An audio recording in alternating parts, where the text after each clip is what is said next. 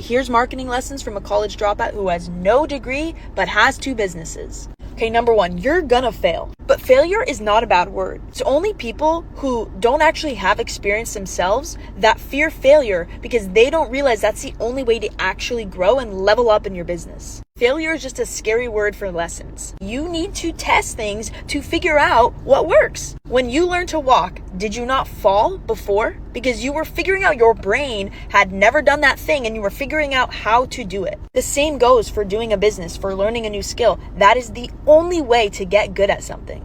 Number 2, solve one person's problem first. I remember so many people giving me advice of niche down. I don't know why I'm doing that. They told me to niche down. And it took me so long to do that. Or I just didn't understand what they meant or why. So let me try and explain. I had a fear or a limiting belief that if I niched down or if I chose only one industry, then I would never be able to expand. And that is so not true. To me, why niching down is so important and valuable now is because if you can get good at solving one person's problem and become an expert at that one person's problem, it is that much easier to solve someone else's or to solve the next problem. If you're running around like a chicken with their head cut off trying to solve tons of other people's problems, I've done it, then I can tell you from experience, you won't get anywhere because you're trying to chase 2 rabbits instead of 1. Number 3, and this is the most powerful one that honestly 4.5 years into my business now, I am realizing is the solution to almost all problems, and that is traffic. Or in other words, volume. At the end of the day, if you get more eyeballs on your stuff, you're going to sell more stuff.